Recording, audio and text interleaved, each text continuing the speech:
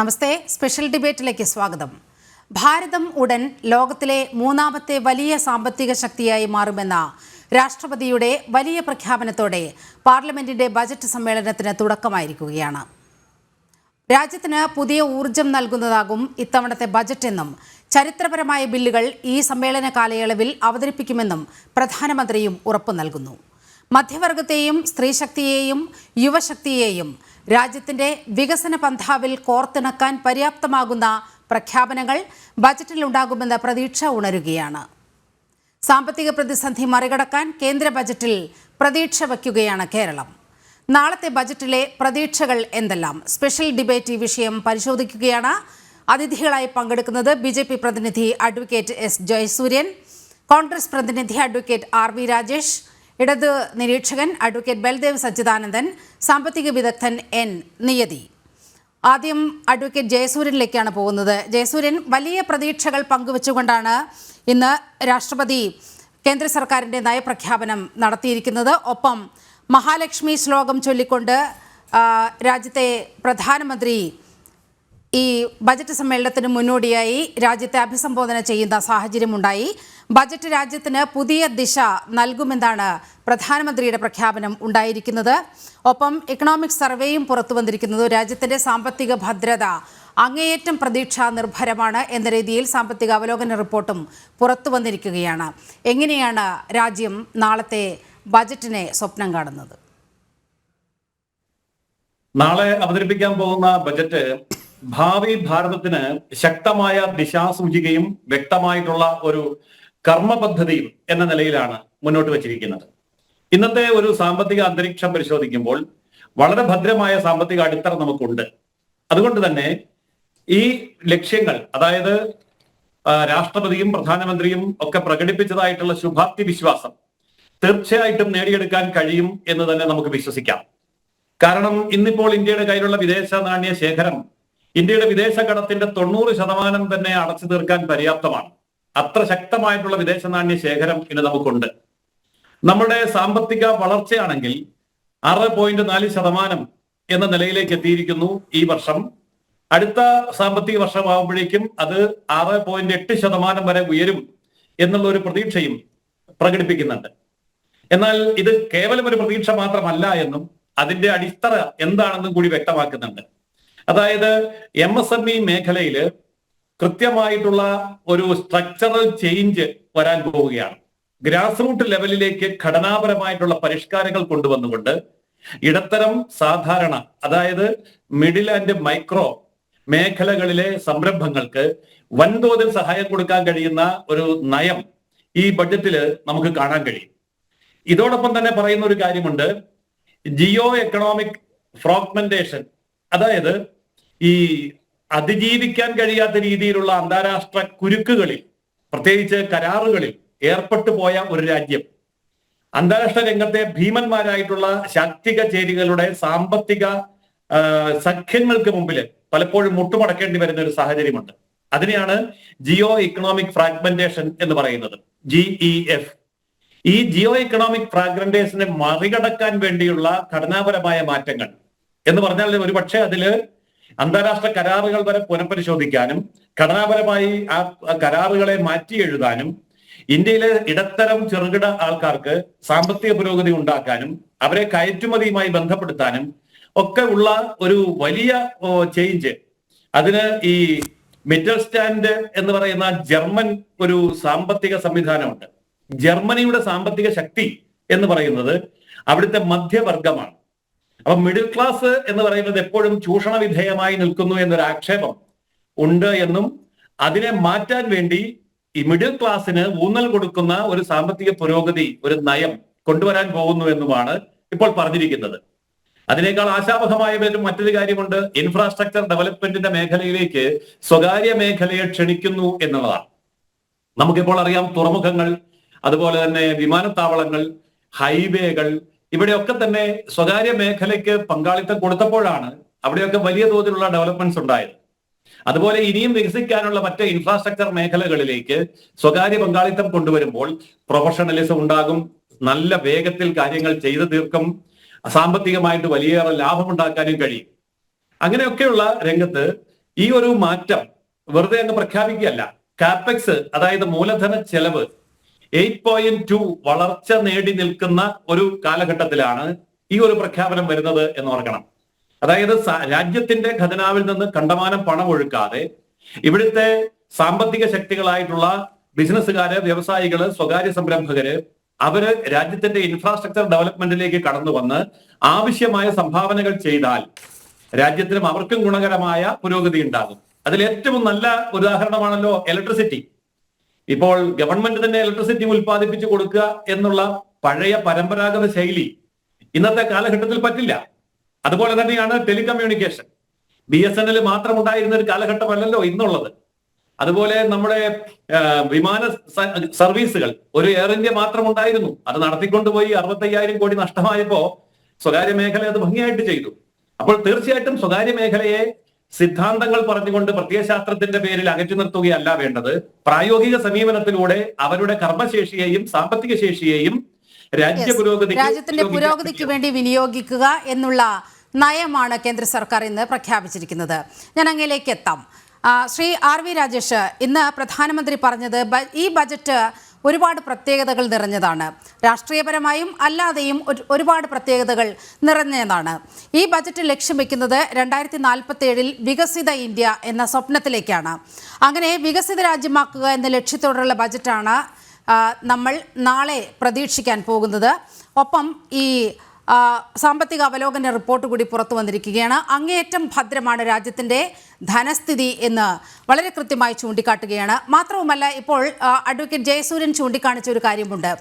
നമുക്കറിയാം, നമ്മൾ വേൾഡ് ബാങ്കിൽ നിന്നും IMF-ൽ നിന്നുമൊക്കെ കോടിക്കണക്കിന് രൂപ, ദശലക്ഷക്കണക്കിന് രൂപ വായ്പ എടുത്തുകൊണ്ട് രാജ്യത്തിൻ്റെ നിത്യനിദാന ചെലവുകൾ നടത്തിയിരുന്ന ഒരു കാലമുണ്ടായിരുന്നു. ഒരു കൊളോണിയൽ ചൂഷണത്തിന് രാജ്യത്തെ വിധേയമാക്കുന്ന രീതിയിലാണ് മുൻകാല സർക്കാരുകൾ ഇത്തരത്തിൽ പ്രവർത്തിച്ചത്. അത് കുറച്ചു കൊണ്ടുവന്നുകൊണ്ട് രാജ്യത്തെ സ്വാശ്രയത്വത്തിലേക്ക് നയിക്കുക എന്ന കൃത്യമായ അജണ്ട മുന്നോട്ട് വെച്ചുകൊണ്ടാണ് ഈ ബജറ്റ് വിഭാവനം ചെയ്തിരിക്കുന്നത്. എങ്ങനെയാണ് കോൺഗ്രസ് ഈ നയത്തെ കാണുന്നത്? ഓരോ ബഡ്ജറ്റും ഓരോ പ്രതീക്ഷയാണ്. ജനങ്ങൾക്ക് അത് ധനകാര്യ രംഗത്ത് പ്രവർത്തിക്കുന്നവർക്കോ നിക്ഷേപകർക്കോ മാത്രമല്ല, ഇന്ത്യയിലെ ഓരോ സാധാരണക്കാർക്കും അതോടൊപ്പം തന്നെ കർഷകർക്കും ഇന്ത്യയിലെ പട്ടിണി പാവങ്ങളും എല്ലാവരും ബഡ്ജറ്റിനെ പ്രതീക്ഷയോടുകൂടി തന്നെയാണ് ചൂണ്ടിക്കാണിക്കുകയും കാണുകയും ചെയ്യുന്നത്. പക്ഷേ ഓരോ ബഡ്ജറ്റ് കഴിയുമ്പോഴും നമുക്ക് പലപ്പോഴും കാണാൻ കഴിയുന്നത് ആ പ്രതീക്ഷകൾ പലപ്പോഴും അസ്ഥാനത്താകുന്നതാണ്. ഇപ്പോൾ കഴിഞ്ഞ ബഡ്ജറ്റ് എന്ന് പറഞ്ഞാൽ രണ്ടാം മോഡി സർക്കാരിൻ്റെ അവസാനത്തെ ബഡ്ജറ്റായിരുന്നു. ആ ബഡ്ജറ്റിൽ എല്ലാവരും ഒരുപാട് പ്രതീക്ഷിച്ചു. കൂടുതൽ സാധാരണക്കാർക്ക് ആനുകൂല്യങ്ങൾ എത്തിക്കുന്ന രീതിയിലേക്ക് ഒരു ഇലക്ഷൻ ബഡ്ജറ്റ് എന്നുള്ള രീതിയിൽ ആ ബഡ്ജറ്റിൽ കൂടുതൽ ആനുകൂല്യങ്ങൾ പ്രതീക്ഷിച്ചിരുന്നു. പക്ഷേ ആ ബഡ്ജറ്റിൽ യാതൊരു ആനുകൂല്യങ്ങളും ഉണ്ടായിട്ടില്ല എന്നുള്ളൊരു വസ്തുതയായി നമ്മുടെ മുന്നിൽ നിൽക്കുകയാണ്. അത് നമ്മൾ ഈ ബഡ്ജറ്റിനെ പരിശോധിക്കുമ്പോൾ 2025 ബഡ്ജറ്റ് കഴിഞ്ഞ 2020-21 ബഡ്ജറ്റുമായി നമ്മളൊന്ന് താരതമ്യം ചെയ്ത് നോക്കണം. കാരണം പല പദ്ധതികളും 5 വർഷക്കാലം കൊണ്ട് പൂർത്തിയാക്കുമെന്നാണ് അന്നത്തെ ഗവൺമെൻറ് പറഞ്ഞിരുന്നത്. 2021 ബഡ്ജറ്റ് അവതരിപ്പിക്കുമ്പോൾ ആ കാലഘട്ടത്തിലാണ് ഗവൺമെൻറ് എന്ന പ്രധാനമന്ത്രി പറഞ്ഞത് ഇന്ത്യ 5 ട്രില്യൺ ഇക്കോണമി 2025 ആകുമെന്നുള്ളത്. നമുക്ക് എന്താണ് അതിൻ്റെ അവസ്ഥ എന്നുള്ളത് അതൊക്കെ വെറും വാചാടോപമായോ പ്രഖ്യാപനങ്ങളോ ആയി മാത്രം നിൽക്കുകയാണ്. അതോടൊപ്പം തന്നെയാണ് കർഷകരുടെ വരുമാനം 2 വർഷം കൊണ്ട് ഇരട്ടിയാക്കുമെന്നുള്ളത് 2021 തന്നെ പ്രഖ്യാപിച്ചിരുന്നു. 2 വർഷം കൊണ്ട് കർഷകരുടെ വരുമാനം ഇരട്ടിയായില്ലെന്ന് മാത്രമല്ല, കർഷകർ സമരം ചെയ്യുകയും അവർക്ക് അവരുടെ ആനുകൂല്യങ്ങൾക്ക് വേണ്ടി, സബ്സിഡിക്ക് വേണ്ടി ഇന്ത്യയുടെ തെരുവീഥികളിലേക്ക് കർഷകർ ഇറങ്ങുന്ന ഒരവസ്ഥയിലേക്ക് എത്തിച്ചേർന്നു. അതോടൊപ്പം തന്നെ കാർഷിക വിപണികൾ എത്തിക്കാൻ വേണ്ടി പ്രത്യേക കിസാൻ ട്രെയിൻ ഇതൊക്കെയാണ് പ്രഖ്യാപിച്ചിരുന്നത്.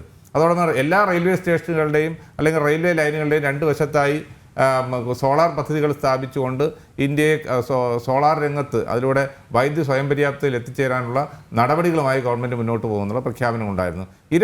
നിരവധിയായ പ്രഖ്യാപനങ്ങൾ, 150ഓളം സ്വകാര്യ പങ്കാളിത്തത്തോടുള്ള ട്രെയിൻ സർവീസുകൾ, ഇങ്ങനെയൊക്കെയുള്ള പ്രഖ്യാപനങ്ങൾ മാത്രമാണ് പലപ്പോഴും ബഡ്ജറ്റുകൾ ഒതുങ്ങിപ്പോകുന്നത്.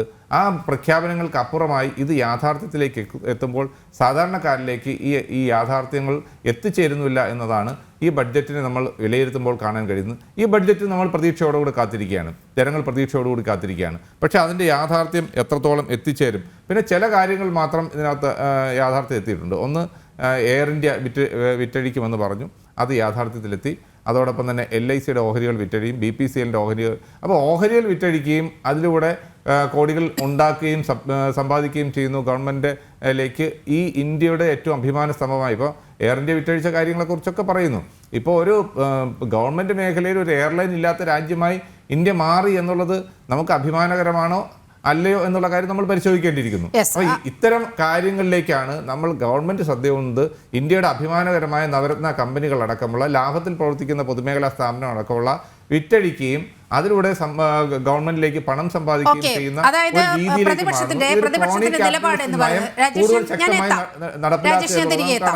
ഇപ്പോൾ കോൺഗ്രസിന്റെ പ്രതിപക്ഷത്തിന്റെ നിലപാട് എന്ന് പറയുന്നത് രാജ്യത്തിന്റെ പൊതുമേഖലാ സ്ഥാപനങ്ങൾ വിറ്റഴിക്കുന്ന ഒരു പ്രക്രിയ മാത്രമാണ് ഈ രാജ്യത്തിന്റെ സമ്പദ് വ്യവസ്ഥയിൽ നടക്കുന്നത് എന്നാണ്. പ്രത്യേകിച്ച് കർഷകർക്ക് പോലും പ്രത്യേകിച്ച് ഒരു ഗുണവും ലഭിക്കാത്ത ഒരു സാമ്പത്തിക വർഷമാണ് കടന്നുപോയത്, ഒരു ബജറ്റ് വർഷമാണ് കടന്നുപോയത് എന്നാണ് കോൺഗ്രസിന്റെ പ്രതിനിധി പറയുന്നത്.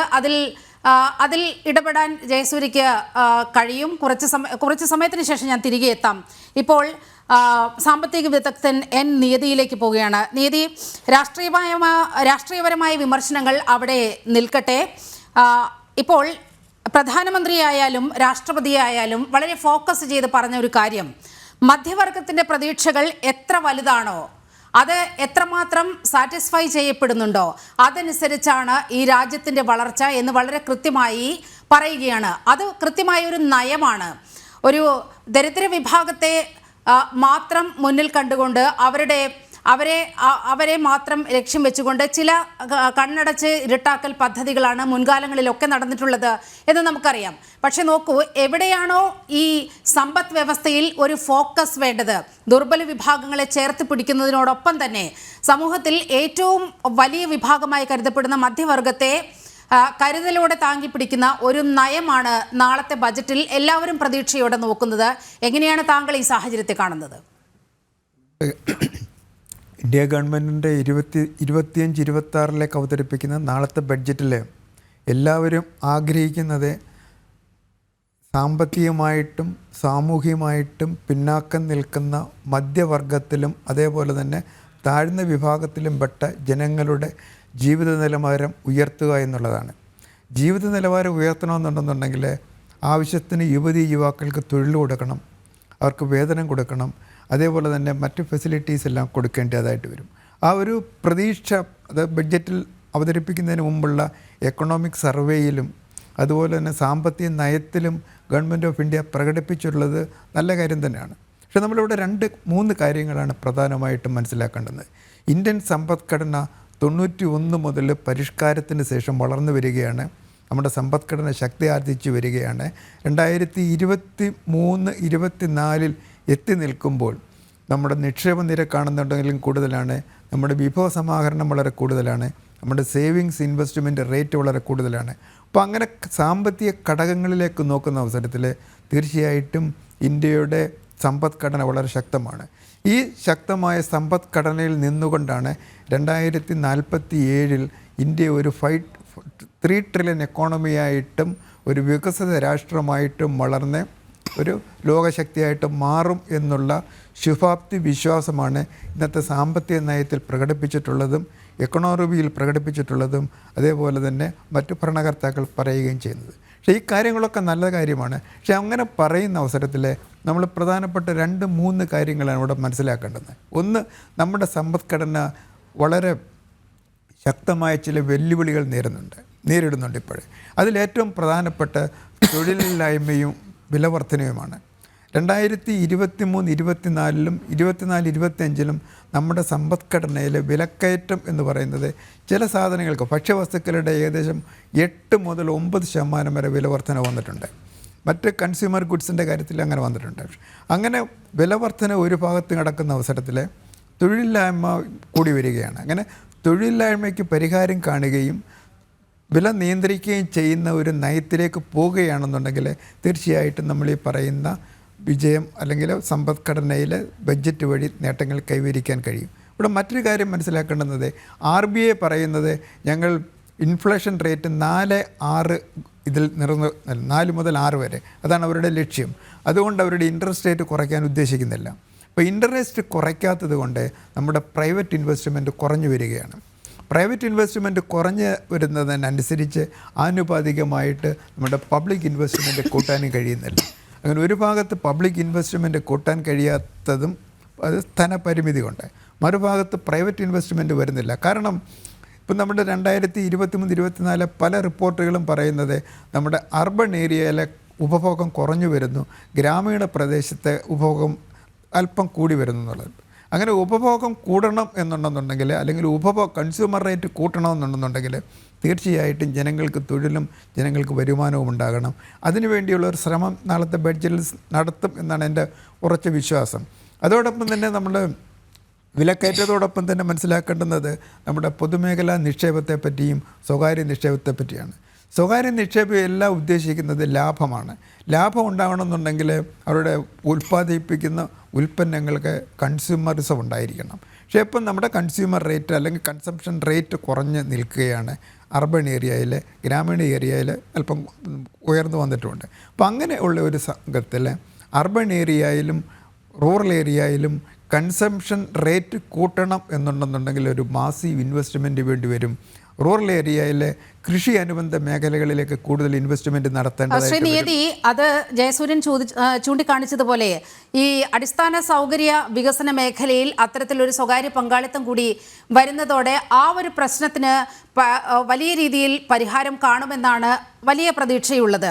ഒപ്പം തന്നെ ഈ മധ്യവർഗത്തിൻ്റെ പ്രതീക്ഷകൾ സാറ്റിസ്ഫൈ ചെയ്യിപ്പിക്കുന്നതിലൂടെ അവരുടെ ഒരു ആദായ നികുതി സ്ലാബിലടക്കമൊക്കെ വലിയ ഒരു ചേഞ്ച് വരാൻ പോവുകയാണ്. 10 ലക്ഷം രൂപ വരെ ആദായ നികുതി പരിധിയിൽ നിന്നും ഒഴിവാക്കുമെന്നുള്ള വാർത്തകളൊക്കെ പുറത്തു വരുന്നുണ്ട്. എത്രത്തോളം ശരിയാണ് എന്നുള്ള കാര്യം നാളത്തെ ബജറ്റ് പ്രഖ്യാപനത്തിലൂടെ മാത്രമേ കാണാൻ കഴിയുകയുള്ളൂ.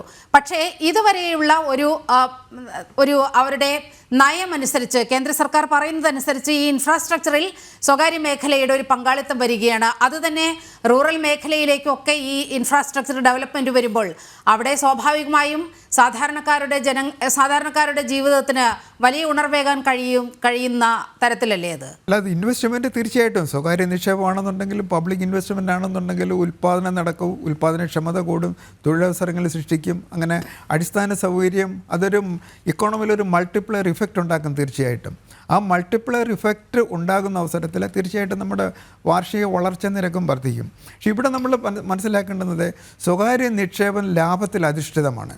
ഇപ്പോൾ ലാഭമുള്ള മേഖലയിലേക്ക് അടിസ്ഥാന സൗകര്യ വികസനത്തിന് വേണ്ടി ഒരു സ്വകാര്യ മേഖല പോവുകയുള്ളൂ. ബാക്കി അന്നേരം അങ്ങനെ വരുന്ന അവസരത്തിൽ അടിസ്ഥാന സൗകര്യങ്ങളിലെ സാമൂഹിക പുരോഗതി വേണമെന്നുണ്ടെങ്കിൽ പബ്ലിക് ഇൻവെസ്റ്റ്മെൻറ്റാണ് കൂട്ടേണ്ടത്. അപ്പം ഗ്രാമീണ മേഖലയിൽ ഏറ്റവും കൂടുതൽ ഇൻവെസ്റ്റ്മെൻറ്റ് സാധ്യതയുള്ള ഒന്നാണ് നമ്മുടെ കൃഷി മേഖല. കൃഷി മേഖലയിലാണെന്നുണ്ടെങ്കിൽ അവർക്ക് കൃഷിക്കാർക്കിടെ വരുമാനം കൂട്ടുന്നതിന് വേണ്ടി, ഇപ്പോൾ ഉദാഹരണത്തിന് 2014 പറഞ്ഞ നമ്മുടെ സ്വാമിനാഥൻ കമ്മീഷൻ റിപ്പോർട്ട് നടപ്പിലാക്കി കൃഷിക്കാരുടെ വരുമാനം ഇരട്ടിക്കുമെന്ന് പറഞ്ഞു. പക്ഷേ ആ ലക്ഷ്യം കൈവരിക്കാൻ നമുക്ക് കഴിയാതെ വന്നു. അപ്പോൾ അതിന് അനുസൃതമായിട്ടുള്ള ഒരു നയമായിരിക്കണം ഈ 2025-26 വരേണ്ടത്. ഞാനതിനകത്ത് 2 കാര്യങ്ങളൂടെ പറഞ്ഞിട്ട് അതിന് നമ്മുടെ വരുന്ന അവസരത്തിൽ അവിടെ ഗവൺമെൻറ് ഓഫ് ഇന്ത്യയുടെ അല്ലെങ്കിൽ പബ്ലിക് ഇൻവെസ്റ്റ്മെൻറ്റ് മാസ്യമായിട്ട് വേണ്ടി വരും. ഉദാഹരണത്തിന് ഫെർട്ടിലൈസർ സബ്സിഡി 2022-23 നമ്മുടെ ഫെർട്ടിലൈസർ സബ്സിഡി ഏകദേശം 1.7 ലക്ഷം കോടിയായിരുന്നു. അത് 2023-24-25 ആയപ്പോഴേക്കും 1.64 ലക്ഷം കോടി രൂപയായിട്ട് താഴുകയാണ് ചെയ്തത്. പിന്നെ ഫെർട്ടിലൈസർ സബ്സിഡി കുറയുന്ന അവസരത്തിൽ കൃഷി ലാഭകരമല്ലാത്തൊരവസ്ഥയിലേക്ക് മാറുകയാണെന്നുണ്ടെങ്കിൽ കൃഷിക്കാർക്ക് അവരുടെ വരുമാനം കൂട്ടാൻ കഴിയാതെ വരും. അതേപോലെ തന്നെ ഭക്ഷ്യ സബ്സിഡി 2022-23-24 ഭക്ഷ്യ സബ്സിഡി ഏകദേശം 2.10 ലക്ഷം കോടി രൂപയായിരുന്നു. അത് 24-25 ആയപ്പോഴേക്കും അത് 2 ലക്ഷം കോടിയായിട്ട് കുറഞ്ഞു. അങ്ങനെ ഭക്ഷ്യ സബ്സിഡി കുറയുകയും രാസവസ്തു സബ്സിഡി കുറയുകയും ചെയ്യുകയാണെന്നുണ്ടെങ്കിൽ തീർച്ചയായിട്ടും കർഷകരുടെ വരുമാനത്തെ പ്രതികൂലമായിട്ട് ബാധിക്കും. അവിടെയാണ് ഗവൺമെൻറ് ഇൻവെസ്റ്റ്മെൻറ്റ് വേണ്ടി വരുന്നത്. അവിടെ സ്വകാര്യ മേഖലയുടെ നിക്ഷേപം വരത്തില്ല. അപ്പോൾ അങ്ങനെ വരികയാണെന്നുണ്ടെങ്കിൽ കർഷകർ തൊഴിലവസരം കിട്ടും, അവരുടെ വരുമാനം വർദ്ധിക്കുക, അതനുസരിച്ച് അവരുടെ കൺസ്യൂമറിസം അല്ലെങ്കിൽ കൺസംഷൻ റേറ്റ് കൂടും. അത് സമ്പദ്ഘടനയിലെ ഗ്രാമീണ സമ്പദ്ഘടനയിലെ ഒരു മൾട്ടിപ്ലയർ ഇഫക്റ്റ് ഉണ്ടാക്കും. അതേപോലെ തന്നെയാണ് തൊഴിലുറപ്പ് പദ്ധതി. തൊഴിലുറപ്പ് പദ്ധതിക്ക് 2022-23 ഏകദേശം 1.05 ലക്ഷത്തിന് മുകളിൽ കോടി രൂപ ചിലവാക്കിയിരുന്നു. പക്ഷേ അത് 23-24 ആയപ്പോഴേക്കും അത് 90,000 കോടി രൂപയായിട്ട് കുറയുകയാണ് ചെയ്തത്. 2024-25 ആയപ്പോഴേക്കും അത് 86,000 കോടിയായിട്ട് വീണ്ടും കുറഞ്ഞു. അപ്പം അങ്ങനെ തൊഴിലുറപ്പ് പദ്ധതിക്ക് കൂടുതൽ തുക വെച്ച് കൂടുതൽ തൊഴിൽ ദിനങ്ങൾ സൃഷ്ടിച്ച് കൂടുതൽ വേതനം അവർക്ക് കൊടുക്കുകയാണെന്നുണ്ടെങ്കിൽ തീർച്ചയായിട്ടും ഈ പിന്നോക്ക വിഭാഗത്തിന് അല്ലെങ്കിൽ പാവപ്പെട്ടവരുടെ അതാണ് സാമ്പത്തിക വിദഗ്ധൻ എന്ന നിലയിൽ അങ്ങയുടെ നിരീക്ഷണം ഇക്കാര്യത്തിൽ ഉണ്ടായത്. ഞാൻ അങ്ങയിലേക്ക് എത്താം ഒരു സെക്കൻഡ്. അഡ്വക്കേറ്റ് എസ് ജയസൂര്യൻ, ഇത് രാഷ്ട്രീയപരമായ വിമർശനം രാജേഷിൽ നിന്നുണ്ടായി, ഒപ്പം നയപരമായ വിമർശനങ്ങൾ നിയതിയിൽ നിന്നും ഉണ്ടായിരിക്കുകയാണ്. ഒന്ന്, രാഷ്ട്രീയപരമായ വിമർശനങ്ങൾ എടുത്തു നോക്കുകയാണെങ്കിൽ കാര്യമായി മോദി സർക്കാർ ഇവിടെ ഒന്നും ചെയ്യുന്നില്ല എന്ന ഒരു വിമർശനമാണ് ഇവിടെ കോൺഗ്രസിൻ്റെ പ്രതിനിധിയിൽ നിന്നും ഉണ്ടായത്. പക്ഷേ നോക്കൂ, ഈ സർക്കാരിൻ്റെ നേട്ടങ്ങൾ എണ്ണി പറഞ്ഞുകൊണ്ടാണ് ഇന്ന് രാഷ്ട്രപതി നയപ്രഖ്യാപന പ്രസംഗം നടത്തിയത്. മുൻ ഭരണകൂടങ്ങളുടെ 3 ഇരട്ടി വേഗതയിലാണ് ഇവിടെ സാമ്പത്തിക പ്രവർത്തനങ്ങൾ നടക്കുന്നത് എന്ന് വളരെ കൃത്യമായി രാഷ്ട്രപതി ചൂണ്ടിക്കാട്ടുകയാണ്. അങ്ങേക്ക് കൂട്ടിച്ചേർക്കാം. ഇന്ത്യയുടെ സാമ്പത്തിക പുരോഗതിയും അതുപോലെ തന്നെയുള്ള മുന്നേറ്റവും നമുക്ക് വ്യക്തമായി കാണാൻ കഴിയുന്നത് ഇൻഫ്രാസ്ട്രക്ചർ ഡെവലപ്മെന്റ് മേഖലയിൽ തന്നെയാണ്. 6 വരി പാതകളും അതുപോലെയുള്ള വിമാനത്താവളങ്ങളും എല്ലാ ജില്ലകളിലേക്കും വിമാനത്താവളങ്ങളും അതുപോലെ തുറമുഖങ്ങളും ഒക്കെ എത്രയോ വേഗത്തിലാണ് പണി തീർന്നുകൊണ്ടിരിക്കുന്നത്. ഇന്ത്യയുടെ ശരാശരി വളർച്ചയുടെ വേഗതയേക്കാൾ 3-4 മടങ്ങ് വേഗതയിൽ, പല മേഖലയിലും 10 മടങ്ങ് മേഖലയിൽ ഇത്തരത്തിലുള്ള പുരോഗതി കൈവരുമ്പോൾ വളരെ വേഗം ഇന്ത്യയുടെ സമഗ്രമായ പുരോഗതിക്ക് അത് വലിയ അടിത്തറയാണ് ഇടുന്നത്. ഇപ്പൊ റോഡ്, റെയിൽ, ഗതാഗത സംവിധാനങ്ങൾ, അതുപോലെ തന്നെ കൂടുതൽ വിമാനത്താവളങ്ങൾ, കൂടുതൽ വിമാനങ്ങൾ, ഇതൊക്കെ വരുമ്പോൾ രാജ്യം കൂടുതൽ ബന്ധപ്പെടുകയാണ്. ടെലികമ്മ്യൂണിക്കേഷൻ മേഖലയാണെങ്കിലും അതേപോലെ തന്നെ എല്ലാ ഗ്രാമങ്ങളിലേക്കും ഇന്റർനെറ്റ് എത്തിച്ചേരുകയും ആ രീതിയിൽ നമ്മുടെ യുവാക്കളുടെ കർമ്മശേഷി എക്കണോമിക്കലായിട്ട് വളരെ പെട്ടെന്ന് ഉയർത്താൻ കഴിയുന്ന തരത്തിലേക്ക് അതിനെ ഡെവലപ്പ് ചെയ്യുകയും ചെയ്യുന്നത് കേവലം ഒരു സങ്കല്പം മാത്രമല്ല. ഇപ്പൊ 2021-22 1,22,00,000 പേരാണ് എംപ്ലോയ്മെന്റ് പ്രോവിഡന്റ് ഫണ്ടിൽ ചേർന്നത്. എംപ്ലോയ്മെന്റ് പ്രോവിഡന്റ് ഫണ്ടിൽ ചേരുക എന്ന് പറഞ്ഞാൽ അവർക്ക് ജോലിയുണ്ട്, അവർക്ക് ശമ്പളമുണ്ട് എന്നുള്ളതിന്റെ തെളിവാണല്ലോ. 2022-23 അത് 1,39,00,000 പേരായി. അപ്പോ എംപ്ലോയ്മെന്റ് പ്രോവിഡന്റ് ഫണ്ട് ഓർഗനൈസേഷന്റെ ഈ കണക്കുകൾ ഇത് വളരെ വ്യക്തമാണ്. എല്ലാ വർഷവും 1 കോടി മുതൽ 1.25 കോടി വരെ തൊഴിലുകൾ ഈ രാജ്യത്ത് പുതുതായി സൃഷ്ടിക്കപ്പെടുകയും അങ്ങനെയുള്ളവർ മാസശമ്പളത്തിന്റെ അവകാശികളായി മാറുകയും ചെയ്യുമ്പോൾ സാമ്പത്തിക പുരോഗതി അവിടെ വളരെ വ്യക്തമായിട്ട് നമുക്ക് ദൃശ്യമാണ്. അതിനെ നമ്മൾ കണ്ടില്ല എന്ന് നടിച്ചിട്ട് കാര്യമില്ല. അതേപോലെ ഈ ഗവൺമെന്റിന്റെ ഒരു നയമുണ്ട്. അതായത് BJP ഗവൺമെന്റ് ഒരിക്കലും കോൺഗ്രസിന്റെയോ അതല്ലെങ്കിൽ ഇടതുപക്ഷ ചിന്താഗതിയോടെ പ്രവർത്തിക്കുന്ന ഒരു ഗവൺമെന്റ് അല്ല. അതായത് എത്ര വലിയ നഷ്ടം വന്നാലും പൊതുമേഖലകളെ വഹിച്ചുകൊണ്ട് പോകണമെന്നും അങ്ങനെ നഷ്ടം സഹിച്ചു കൊണ്ടുപോകേണ്ട ഒന്നാണ് പൊതുമേഖല എന്നുമുള്ള കമ്മ്യൂണിസ്റ്റ് കോൺഗ്രസ് കാഴ്ചപ്പാട് BJPക്ക് ഇല്ല. അതുകൊണ്ട് BJP വളരെ വ്യക്തമായി പറയുന്നു, നമ്മുടെ KSRTCയെ പോലെ, KSCBയെ പോലെ അല്ലെങ്കിൽ എയർ ഇന്ത്യയെ പോലെ വൻതോതിൽ 10,000 കോടി രൂപയുടെ നഷ്ടം ഖജനാവിന് മേൽ അടിച്ചേൽപ്പിക്കുന്നു എന്ന് പറയുമ്പോൾ അത് ജനങ്ങളുടെ മേലാണ് അടിച്ചേൽപ്പിക്കുന്നത്. അതുകൊണ്ടാണ് നമ്മുടെ കൊച്ചു കേരളത്തിലൊക്കെ ജനിച്ചു വീഴുന്ന ഓരോ വ്യക്തിക്കും 1 ലക്ഷത്തിൽ കൂടുതൽ കടമുണ്ടാവുന്നത്. ഇനി കടം മാത്രമാണ് ഒരേ ഒരു പരിഹാരം എന്നുള്ള നിലയിലേക്ക് ഒരു സംസ്ഥാന സർക്കാർ തകർന്നു വീഴുന്നത്. ഇത് സർക്കാർ തകരുന്നു എന്ന് പറയുമ്പോൾ അതിനർത്ഥം ജനത തകരുന്നു എന്നാണ്. അതുകൊണ്ട് BJPയെ സംബന്ധിച്ചിടത്തോളം മിനിമം ഗവൺമെന്റ് മാക്സിമം ഗവേണൻസ് എന്നുള്ളതാണ് BJPയുടെ കാഴ്ചപ്പാട്. അതായത് എല്ലാ മേഖലയിലുമുള്ളവർക്ക് പ്രവർത്തിക്കാനും അവരുടെ മുതലിറക്കാനും അവർക്ക് ലാഭമുണ്ടാക്കുന്ന വലിയ പാവമായിട്ടാണ് ഇപ്പൊ പൊതുവെ കാണുന്നത്. അവർക്ക് ലാഭം മാത്രമാണ് ലക്ഷ്യം. ഇപ്പൊ ലാഭം വേണ്ട, നഷ്ടം മതി. KSRTC നഷ്ടമായിരിക്കണം, ഇലക്ട്രിസിറ്റി ബോർഡ് നഷ്ടമായിരിക്കണം എന്നിങ്ങനെ കാഴ്ചപ്പാടോട്, അതുപോലെ BSNL ടെലികമ്മ്യൂണിക്കേഷൻ നഷ്ടമായിരിക്കണം എന്ന കാഴ്ചപ്പാടോടുകൂടി ഖജനാവിനെ കുത്തിവാരി കവർന്നു കൊണ്ടുപോകുന്ന ട്രേഡ് യൂണിയൻ ഭീകരതയ്ക്ക് മറുവശത്ത് ഇതൊന്നും ഇല്ലാതെ തന്നെ സ്വകാര്യ മേഖലയിലെ മുതലിറക്കിക്കൊണ്ട് ലാഭമുണ്ടാക്കി ആ ലാഭത്തിൽ നിന്ന് ഖജനാവിലേക്ക് ടാക്സ് കൊണ്ടുവരുമ്പോൾ ഈ ടാക്സ് ജനങ്ങളിലേക്കാണ് എത്തുന്നത്. അതാണ് കർഷകർക്ക് ഇവിടെ കിസാൻ സമ്മാൻ നിധി പോലെയുള്ള കാര്യങ്ങളിലും അതുപോലെ തന്നെ ഈ തൊഴിലുറപ്പ് പദ്ധതിയുടെ കാര്യത്തിലും ഒക്കെ അവർക്ക് ലഭിക്കുന്ന കൂലി. BJP ഗവൺമെന്റ് അധികാരത്തിൽ വന്നാൽ തൊഴിലുറപ്പ് നിർത്തിക്കളയുമെന്ന് എല്ലാ തവണയും പേടിപ്പിക്കും. പക്ഷെ ഓരോ തവണയും തൊഴിലുറപ്പ് കൂലി കൂടിക്കൊണ്ടിരിക്കുകയാണ്. ഇവിടെ ചൂണ്ടിക്കാണിച്ച ഒരു കാര്യമുണ്ട്, തൊഴിലുറപ്പിന് വേണ്ടി നീക്കിവെച്ച തുക കുറഞ്ഞുപോയി എന്ന്. അതിന്റെ കാരണം എന്തായിരുന്നു? തൊഴിലുറപ്പ് പദ്ധതിയുടെ പേരിൽ കള്ളക്കണക്ക് എഴുതി കൊണ്ടുപോയ കോടാനുകോടി രൂപ കണ്ടുപിടിച്ചു. റേഷൻ കാർഡ് 5,40,000 5,40,000 കള്ള റേഷൻ കാർഡുകളാണ് കണ്ടുകെട്ടിയത്. അതായത് ബംഗ്ലാദേശിൽ നിന്നൊക്കെ വരുന്നവർക്ക് ഇഷ്ടം പോലെ റേഷൻ കാർഡ് കൊടുത്ത് വോട്ട് ബാങ്കാക്കി മാറ്റിയിരുന്ന ആ സാഹചര്യത്തെ കയ്യോടെ കണ്ടുപിടിച്ച റേഷൻ കാർഡ് റദ്ദ് ചെയ്തു. വേണമെങ്കിൽ വ്യാഖ്യാനിക്കാം പാവങ്ങളുടെ റേഷൻ കാർഡ് പിടിച്ചെടുത്തു എന്ന്. പക്ഷെ ഡബിൾ റേഷൻ കാർഡാണ്. അപ്പോ ഡ്യൂപ്ലിക്കേറ്റ് റേഷൻ കാർഡ് പോലെയുള്ള കാര്യങ്ങൾ. ഇതുപോലെ തന്നെ സിലിണ്ടറിന്റെ കാര്യത്തിലും ഡ്യൂപ്ലിക്കേറ്റ് ഉണ്ടായിരുന്നു. ഇങ്ങനെയുള്ളതൊക്കെ കട്ട് ചെയ്യുമ്പോൾ കണക്ക് കൊണ്ട് വേണമെങ്കിൽ പറയാം 5,40,00,000 റേഷൻ കാർഡുകൾ കട്ട് ചെയ്ത ഭീകര ഗവൺമെന്റാണിത്, അല്ലെങ്കിൽ ഇത്ര ലക്ഷക്കണക്കിന് സിലിണ്ടറുകൾ കട്ട് ചെയ്ത ഒരു ഗവൺമെന്റിന്റെ നയം ശരിയല്ല. പക്ഷെ ഇതൊക്കെ എന്തുകൊണ്ടാണ്? രാജ്യത്തെ കൊള്ളയടിക്കുന്ന മാഫിയ സംഘങ്ങളിൽ നിന്ന് രാജ്യത്തിന്റെ സമ്പത്ത് രക്ഷിക്കാൻ വേണ്ടി എടുത്ത ധീരമായ നടപടികളാണ്. അപ്പോൾ അത്തരം നടപടികളിലൂടെ രാജ്യം മുന്നോട്ട് പോകുമ്പോൾ സാമ്പത്തിക പുരോഗതി നേടുന്നുണ്ട്. പിന്നെ കാർഷിക മേഖലയിൽ ഉണ്ടായിട്ടുള്ള മാറ്റങ്ങളെ സംബന്ധിച്ചിടത്തോളം കാർഷിക ഉൽപാദനത്തിൽ നമ്മൾ വലിയ കുതിച്ചുചാട്ടമാണ് ഉണ്ടായിരിക്കുന്നത്. വൈദ്യുതി മേഖല ഏറ്റവും നല്ലൊരു ഉദാഹരണമാണ്. ഇന്ത്യയിലെ വൈദ്യുതി മിച്ചമാണ്, പക്ഷെ കേരളത്തിൽ ഇരുന്നു കൊണ്ട് നമുക്കിത് മനസ്സിലാവില്ല എന്ന് മാത്രം. കേരളത്തില് അനുമതി കിട്ടിയ 44 വൈദ്യുതി പദ്ധതികൾ ഇനിയും നടപ്പാക്കാതെ സ്വകാര്യ വൈദ്യുതി വാങ്ങി കമ്മീഷൻ അടിക്കുന്ന ഗവൺമെന്റുകൾ ഭരിക്കുന്ന കേരളത്തിൽ ഇരുന്നു കൊണ്ട് നോക്കുമ്പോൾ നമുക്കിത് മനസ്സിലാവില്ല. പക്ഷെ ഇന്ത്യയിൽ വൈദ്യുതി മിച്ചമാണ്. ഇന്ത്യയാണ് ബംഗ്ലാദേശിനും ഭൂട്ടാനും നേപ്പാളിനും ഒക്കെ വൈദ്യുതി ഇന്ന് കൊടുത്തുകൊണ്ടിരിക്കുന്നത്. നമ്മൾ വിൽക്കുകയാണ് വൈദ്യുതി, അത്രമാത്രമുണ്ട്. അപ്പോൾ അത്തരം മേഖലകളിലൊക്കെ നമ്മൾ സെൽഫ് സഫിഷ്യന്റ് ആയി എന്ന് മാത്രമല്ല, കയറ്റുമതിയുടെ കാര്യത്തിലും നമ്മൾ മുന്നോട്ട് വന്നിരിക്കുന്നു. ഇപ്പൊ ഫോണ് ഇറക്കുമതി ചെയ്യുന്ന ഫോൺ എന്ന് പറയുന്ന 1% മാത്രമല്ല, 99% ഫോണുകളും നമ്മൾ ആഭ്യന്തരമായിട്ട് ഉത്പാദിപ്പിക്കുകയാണ്. വൻതോതിലുള്ള സർവീസ് മേഖലകളിലെ, അതുപോലെ IT മേഖലകളിലെ സർവീസുകൾ നമ്മൾ വൻതോതിൽ വർദ്ധിപ്പിച്ചു, കയറ്റുമതി വർദ്ധിപ്പിച്ചു കഴിഞ്ഞു. അപ്പോൾ ലോകരംഗത്ത് ശക്തമായിട്ട് ഇടപെടുന്ന ഒരു സാമ്പത്തിക ശക്തിയായി ഇന്ന് ഭാരതം മാറിക്കഴിഞ്ഞിരിക്കുന്നു. അതിന് കാർഷിക മേഖല, സർവീസ് മേഖല, MSME മേഖല എന്ന് തുടങ്ങിയ സകല മേഖലകളെയും സജ്ജമാക്കി കഴിഞ്ഞിരിക്കുന്നു. പിന്നെ ഈ പരമ്പരാഗതമായി നമ്മൾ വിശ്വസിച്ച് വന്നിരുന്ന സാമ്പത്തിക തത്വശാസ്ത്രങ്ങളെ BJP എതിർക്കുകയാണ് ചെയ്യുന്നത്, അതിലൊരു സംശയവുമില്ല. അതായത് നഷ്ടം സഹിച്ചും പൊതുമേഖലയെ കൊണ്ടു നടന്നുകൊള്ളണം, ഈ നഷ്ടം മുഴുവൻ കൊള്ളയടിക്കുന്നത് പാവങ്ങളുടെ ഖജനാവിൽ നിന്നാണ് എന്ന ബോധമില്ലാത്ത ഒരു പ്രവർത്തനം BJP ആഗ്രഹിക്കുന്നില്ല. അത് BJPയുടെ നയവുമല്ല. അതുകൊണ്ടാണ് പറഞ്ഞത് മിനിമം ഗവൺമെന്റ് മാക്സിമം ഗവേണൻസ്. ഇവിടെ സാമ്പത്തികം ഉണ്ടാക്കുന്നവരെ ജയസൂര്യ, ഇന്നത്തെ നയത്തിൽ നിന്നും മനസ്സിലാകുന്നത് സാമ്പത്തിക പരിഷ്കാരങ്ങൾക്ക് കൂടുതൽ കരുത്ത് പകരുക എന്നതായിരിക്കും ഈ ബജറ്റിലൂടെ വിഭാവനം ചെയ്യുന്നത്. ശ്രീ രാജേഷ്, അങ്ങ് ഉയർത്തിയ വിമർശനങ്ങൾക്കാണ് ജയസൂര്യൻ മറുപടി നൽകിയത്. കിസാൻ സമ്മാൻ നിധി പോലെയുള്ള പദ്ധതികൾ ഇവിടുത്തെ കാർഷിക മേഖലയെ അങ്ങേയറ്റം ഉത്തേജിപ്പിക്കുന്നതാണ് എന്നുള്ള കാര്യത്തിലടക്കം വ്യക്തമാക്കിക്കൊണ്ടാണ് ജയസൂര്യൻ സംസാരിച്ചത്. അങ്ങേക്ക് പറയാം മറുപടി.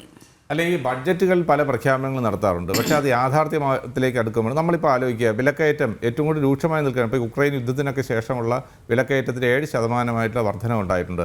അതോടൊപ്പം തൊഴിലില്ലായ്മ നിരക്ക് 7.5% വർധന നിൽക്കുന്ന ഒരു സാഹചര്യത്തിൽ നിൽക്കുകയാണ്. നമ്മളിപ്പോൾ കഴിഞ്ഞ ബഡ്ജറ്റ് കഴിഞ്ഞപ്പോൾ പ്രഖ്യാപിച്ചു ഇന്ത്യയിൽ ഏറ്റവും അധികം തൊഴിലവസരങ്ങൾ ഉണ്ടാക്കുമെന്നൊക്കെ പറഞ്ഞിട്ട് ഒരു തൊഴിൽ മേളകളൊക്കെ സംഘടിപ്പിച്ചു. പക്ഷേ എത്ര ആളുകൾക്ക് തൊഴിൽ കൊടുത്തു എന്ന് ഇന്ത്യൻ പാർലമെൻറ്റിലെ ചോദ്യങ്ങൾക്ക് പോലും ഗവൺമെൻറ് കൃത്യമായി മറുപടി പറയുന്നില്ല എന്നുള്ളതാണ് യാഥാർത്ഥ്യം. എവിടെയാണ് മറുപടി? അപ്പോൾ ഇതിനകത്ത് ഇത്തരം പ്രഖ്യാപനങ്ങളെ, ഇപ്പോൾ കഴിഞ്ഞ ബഡ്ജറ്റിലെ ഏറ്റവും ഹൈലൈറ്റ് എന്തായിരുന്നു? ഇൻറ്റേൺഷിപ്പ് പദ്ധതി നടപ്പാക്കുമെന്നുള്ളതാണ്. 1.25 ലക്ഷം പേർക്ക് ഇൻറ്റേൺഷിപ്പ് നടപ്പാക്കുന്ന 6.50 ലക്ഷം ആളുകൾ രജിസ്റ്റർ ചെയ്തു. പക്ഷേ എന്താണ്, ഉദ്ഘാടനം പോലും നടത്തിയില്ല. 10,000-ൽ താഴെ ആളുകൾക്ക് മാത്രമാണ് ഇൻറ്റേൺഷിപ്പ് ലഭിച്ചത് എന്നുള്ളത് യാഥാർത്ഥ്യമായി നിൽക്കുന്നു, അനൗദ്യോഗികമായ കണക്കുകൾ നിൽക്കുകയാണ്. അപ്പോൾ ഈ പ്രഖ്യാപനങ്ങൾ എവിടെയാണ് യാഥാർത്ഥ്യമാകുന്നത്? അപ്പോൾ ജനങ്ങളെ പറ്റിക്കുക എന്നുള്ളതിലപ്പുറമായി ബഡ്ജറ്റ് യാഥാർത്ഥ്യത്തിലേക്ക് എത്തുന്നുണ്ടോ?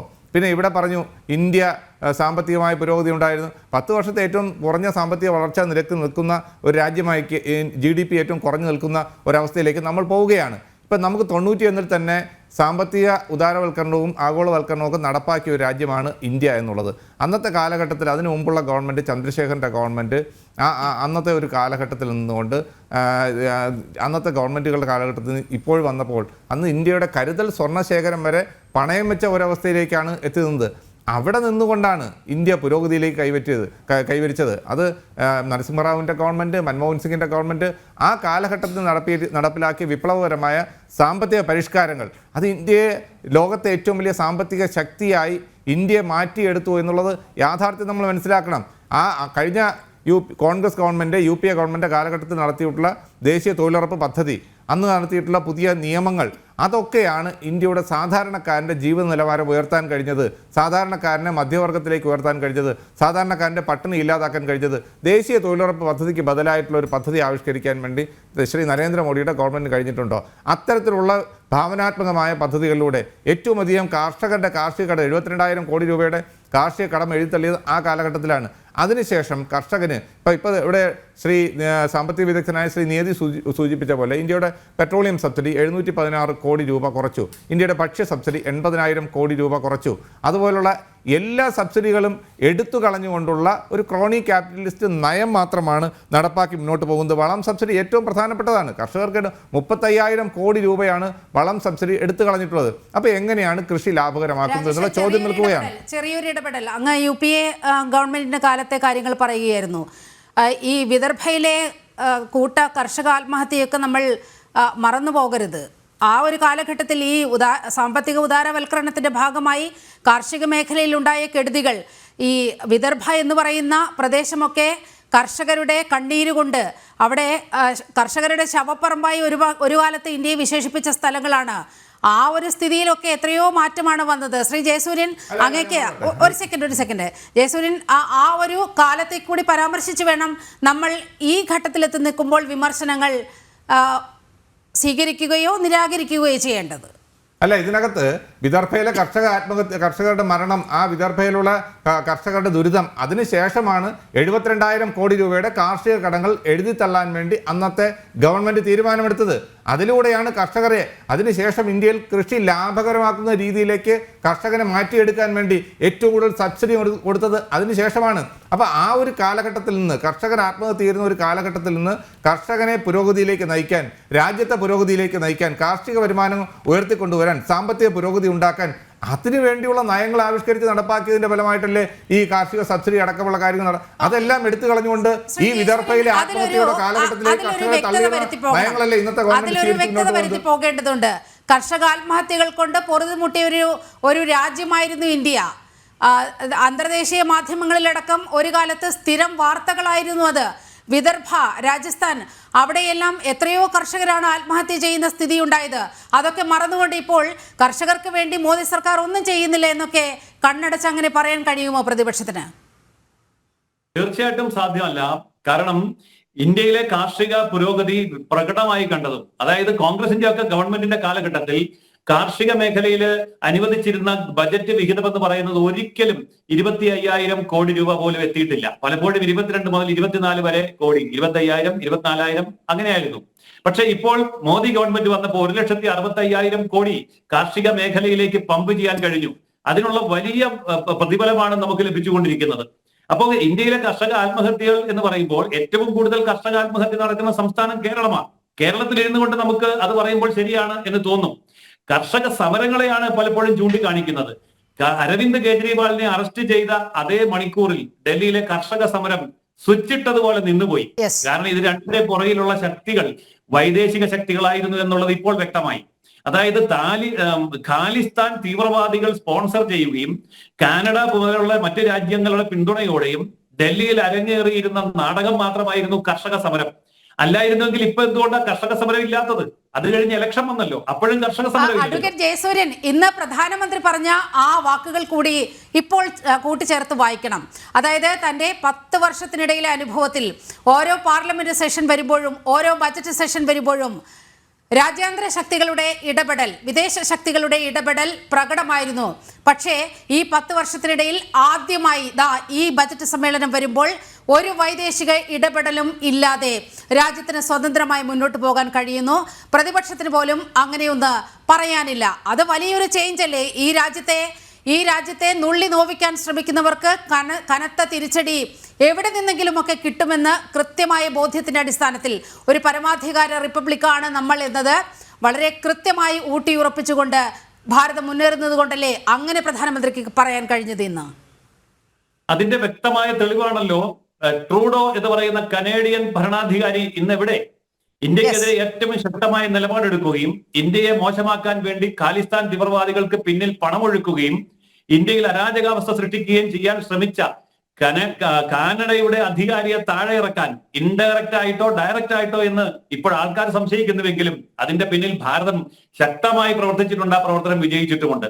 അമേരിക്കൻ തെരഞ്ഞെടുപ്പിൽ ട്രംപ് അധികാരത്തിൽ വന്നാൽ അങ്ങനെ വരാൻ പാടില്ല എന്ന് ചിന്തിച്ചവരായിരുന്നു ഇവിടെ. പക്ഷേ നരേന്ദ്രമോദിയുടെ ഏറ്റവും അടുത്ത വ്യക്തി എന്നുള്ള നിലയിലും ഇന്ത്യയുടെ താല്പര്യങ്ങളും അമേരിക്കയുടെ താല്പര്യങ്ങളും ഉയർത്തിപ്പിടിക്കേണ്ടത് തീവ്രവാദത്തിനെതിരായിട്ടാണ്, അന്താരാഷ്ട്ര രംഗത്തെ തീവ്രവാദത്തിനെതിരെ എന്ന നിലപാടിലും ഇന്ത്യ വരിച്ച വൻ വിജയം തന്നെയാണ് ട്രംപിന്റെയും വിജയം.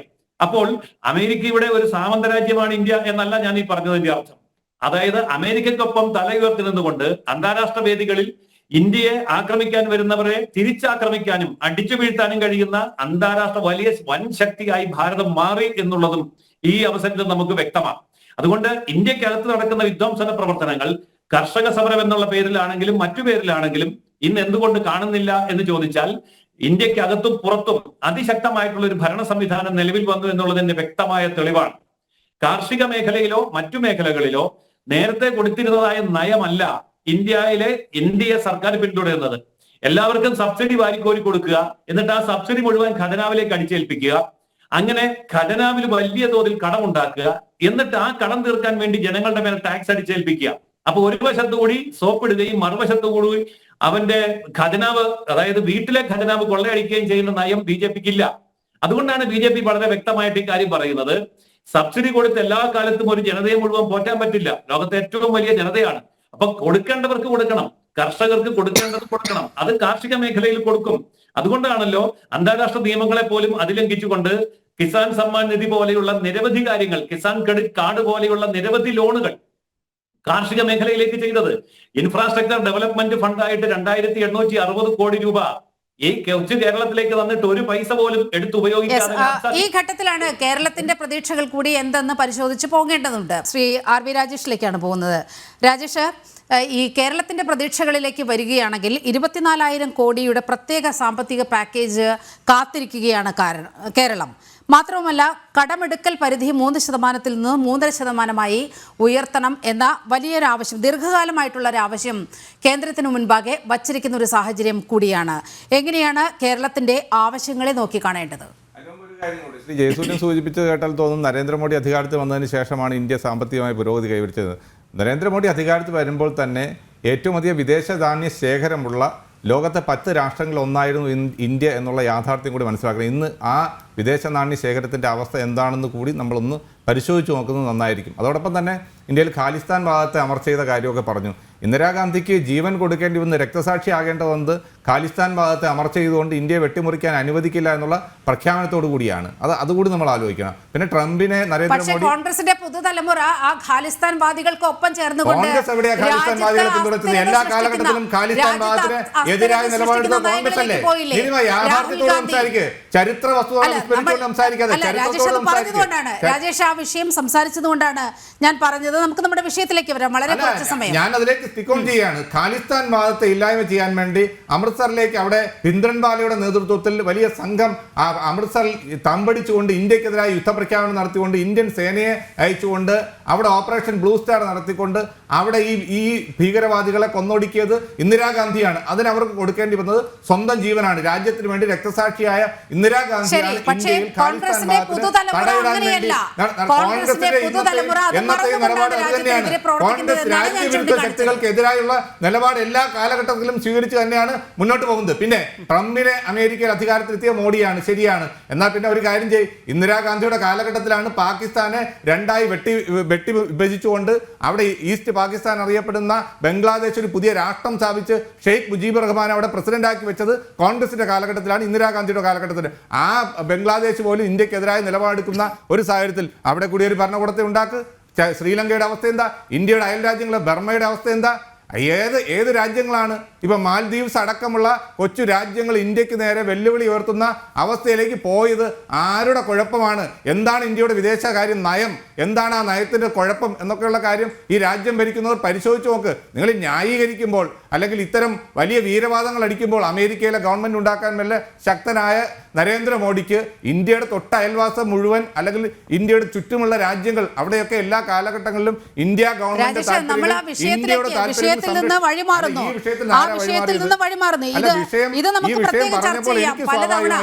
പലതവണ ചർച്ച ചെയ്തിട്ടുള്ളതാണ് ഈ വിഷയമൊക്കെ. അല്ല, ഇപ്പോൾ ഈ കാര്യങ്ങൾ പറഞ്ഞു. രാജേഷ്, വളരെ കുറച്ച് സമയം, നമുക്ക് ഈ ബജറ്റ് ചർച്ചയിലേക്ക് വരാം. കേരളം എന്താണ് പ്രതീക്ഷിക്കുന്നത്? അങ്ങനെ കേരളത്തിന് ഇങ്ങനെ പ്രതീക്ഷിക്കാൻ എന്താണ് ഇത്തരത്തിലുള്ളൊരു സാഹചര്യം ഉള്ളത് എന്നതുകൂടി ഇപ്പം നമുക്ക് പരിശോധിച്ച് പോകേണ്ടത്. കേരളത്തിൽ ഇത്തരം ദുരന്തങ്ങൾ ഉണ്ടാകുമ്പോൾ അല്ലെങ്കിൽ കേരളത്തിലെ പ്രതിസന്ധികൾ തരണം ചെയ്യാൻ വേണ്ടി യൂണിയൻ ഗവൺമെൻറ് സഹായം തീർച്ചയായും ആവശ്യമാണ്. പക്ഷേ കേരളത്തിലെ ഗവൺമെൻറ് അവസ്ഥ നമുക്കറിയാം. കേരളത്തിലെ ഭരണകൂടത്തിൻ്റെ ധൂർത്തും അഴിമതിയും ഒക്കെ കൊണ്ട് കേരളത്തിൻ്റെ സാമ്പത്തിക രംഗം പൂർണ്ണമായി തകർന്ന് തരിപ്പണമായിരിക്കുന്ന ഒരവസ്ഥയിലൂടെയാണ് നമ്മൾ കടന്നു പോകുന്നത്. അപ്പോഴാണ് നമ്മൾ ഈ വയനാട് പോലുള്ള ദുരന്തങ്ങൾ നേരിടേണ്ടി വന്നത്. ആ ദുരന്തത്തിൽ കേന്ദ്ര ഗവൺമെൻറ് വലിയ സഹായം ഉണ്ടാകുമെന്നൊക്കെ നമ്മൾ പ്രതീക്ഷിക്കുന്നു. ലോകത്തിൻ്റെ എല്ലാ ഭാഗത്തുമുള്ള മലയാളികൾ അതല്ലെങ്കിൽ ആത്മാർത്ഥതയുള്ള ആളുകളൊക്കെ കേരളത്തിനെ കൈകഴിഞ്ഞ് സഹായിക്കാൻ വേണ്ടി തയ്യാറായി. പക്ഷേ എത്രത്തോളം കേന്ദ്ര ഗവൺമെൻറ് ആ കാര്യത്തിൽ ഒരു ഉദാര സമീപനം എടുത്തിട്ടുണ്ട്? ഇവിടെ രക്ഷാപ്രവർത്തനം നടത്തിയ ഹെലികോപ്റ്ററുകൾക്കോ അല്ലെങ്കിൽ അതിനൊക്കെ സേവനത്തിന് പണം ആവശ്യപ്പെട്ടുകൊണ്ട് കത്തയക്കുന്ന ഒരവസ്ഥയിലേക്കാണ് നിൽക്കുന്നതെങ്കിൽ നമ്മൾ പ്രതീക്ഷയിലൂടെയാണ്. വയനാട് പാക്കേജ്, ഇടുക്കി പാക്കേജ്, ഇങ്ങനെയൊക്കെയുള്ള കേരളത്തിൻ്റെ ഏറ്റവും പിന്നോക്കം നിൽക്കുന്ന മേഖലകളുടെ പുരോഗതിക്ക് വേണ്ടിയുള്ള പാക്കേജുകൾ സംസ്ഥാന ഗവൺമെൻറ് ആവശ്യപ്പെട്ടിട്ടുണ്ട്. കേരളത്തിൻ്റെ സമഗ്രമായ പുരോഗതിക്കുള്ള പാക്കേജുകൾ ആവശ്യപ്പെട്ടിട്ടുണ്ട്. വിഴിഞ്ഞം തുറമുഖത്തിന് വേണ്ടി കൂടുതൽ പണം അനുവദിക്കുമെന്നുള്ളതാണ് നമ്മൾ ഈ ബഡ്ജറ്റിലും പ്രതീക്ഷിക്കുന്നത്. പക്ഷേ ഇത്തരം പ്രതീക്ഷകൾ കഴിഞ്ഞ ബഡ്ജറ്റിൽ അസ്ഥാനത്തായിരുന്നു. അതുകൊണ്ട് നമുക്ക് ഏറെ പ്രതീക്ഷിക്കാനും വയ്യ. ഒരുപാട് പ്രതീക്ഷിച്ചിട്ട് ഒന്നും കിട്ടാതിരിക്കുന്ന ഒരവസ്ഥ വന്നാൽ വലിയ നിരാശയായിരിക്കും കേരളത്തിന് ഫലം ഉണ്ടാകുക. അതോടൊപ്പം തന്നെ കേരളത്തിൻ്റെ സാമ്പത്തിക പ്രതിസന്ധി തരണം ചെയ്യാൻ ഈ കേരളവും ഇന്ത്യയിലെ ഒരു സംസ്ഥാനമാണ്. കേരളത്തിലെ ഭരണകൂടം ഏതോ ആയിക്കോട്ടെ, കേരളത്തിലെ ഗവൺമെൻറ്റുകൾ ഏതോ ആയിക്കോട്ടെ, ഏത് പാർട്ടിയോ ഭരിക്കട്ടെ, ഏത് മുന്നണിയോ ഭരിക്കട്ടെ, പക്ഷേ കേരളം ഇന്ത്യയിലാണെന്നും ഇന്ത്യ ഗവൺമെൻറ് അല്ലെങ്കിൽ ആ സാമ്പത്തിക നയത്തിൻ്റെ ഭാഗമായിട്ടുള്ള ആനുകൂല്യങ്ങൾ ലഭ്യമാകാൻ വേണ്ടി കേരളത്തിന് അർഹതയുണ്ട് എന്നുള്ള യാഥാർത്ഥ്യം കൂടി കേന്ദ്രം ഭരിക്കുന്ന ആളുകൾ മനസ്സിലാക്കണം. അതിനുവേണ്ടിയുള്ള സമ്മർദ്ദം ചെലുക്കാൻ കേരളത്തിലെ എല്ലാ രാഷ്ട്രീയ കക്ഷികളും തയ്യാറാകണം. അതിന് BJP എന്നോ CPM എന്നോ ഇടതുപക്ഷമെന്നോ കോൺഗ്രസ് എന്നോ UDF എന്നോ ഉള്ള പ്രത്യേകത ഒന്നും വേണ്ട. ഈ കേരളത്തിൻ്റെ താല്പര്യങ്ങൾ സംരക്ഷിക്കപ്പെടുന്നത് തന്നെ ചെയ്യണം. കേരളത്തിലെ ജനങ്ങൾക്ക് അവർക്ക് അർഹമായ കാര്യങ്ങൾ ലഭ്യമാകുക തന്നെ ചെയ്യണം. അതിനുവേണ്ടി കൂടിയുള്ളൊരു സമ്മർദ്ദം തീർച്ചയായും രാഷ്ട്രീയത്തിനതീതമായി ഈ കാലഘട്ടത്തിൽ ഉണ്ടാകേണ്ടത് എത്രത്തോളം ഉണ്ടായിട്ടുണ്ട് എന്നുള്ളത് ഇപ്പോൾ ഗവൺമെൻറ് സമർപ്പിച്ചിട്ടുള്ള നിർദ്ദേശങ്ങൾ, ആ നിർദ്ദേശങ്ങളോ ശുപാർശകളോ ഒക്കെ എത്രത്തോളം യാഥാർത്ഥ്യമാകും എന്നുള്ളത് നമുക്ക് നാളത്തെ ബഡ്ജറ്റ് കഴിയുമ്പോൾ മാത്രമേ അതായത് മുഖ്യമന്ത്രി നിരന്തരം അഭ്യർത്ഥിക്കുന്നതാണ് ഇവിടുത്തെ UDF MP-മാർ, നിങ്ങളാണല്ലോ എണ്ണത്തിൽ കൂടുതൽ, വളരെ കൃത്യമായ ഒന്ന് കേന്ദ്ര സർക്കാരിന് മേൽ സമ്മർദ്ദം ചെലുത്തൂ എന്ന് നിരന്തരം ആവശ്യപ്പെടുന്നുണ്ട്. പക്ഷേ രാജേഷ് പറയുന്ന ഈ ആർജവം ആ MP-മാരിൽ നിന്നും ഉണ്ടായിട്ടില്ല എന്നതുകൂടി നമുക്കിവിടെ ചൂണ്ടിക്കാട്ടേണ്ടതുണ്ട്. ശ്രീനീതിയിലേക്ക് പോവുകയാണ്. ശ്രീനീതി, കേരളം കൃത്യമായി ആവശ്യപ്പെടുന്ന ഒരു കാര്യം കടമെടുക്കൽ പരിധി 3-ൽ നിന്ന് 3.5% ഉയർത്തണം എന്നതാണ്. ഇങ്ങനെ കടമെടുത്ത് ദൈനംദിന ചെലവുകൾക്ക് സംസ്ഥാനത്തെ ഈ പണം, ഇങ്ങനെ കടമെടുക്കുന്ന പണം ഉപയോഗിക്കാൻ കഴിയില്ല എന്ന് കൃത്യമായി കേന്ദ്രം പറഞ്ഞിട്ടുണ്ട്. അതുകൊണ്ട് തന്നെ ഈ ആവശ്യത്തോടെ എങ്ങനെയായിരിക്കും കേന്ദ്ര സർക്കാർ സമീപനം ഉണ്ടാവുക? കേരള ഗവൺമെൻറ്റിനെ സംബന്ധിച്ചിടത്തോളം വല്ലാത്തൊരു ഡെറ്റ് ട്രാപ്പിലെ കടക്കണിയിലേക്ക് വീഴുന്ന സാഹചര്യമാണ്.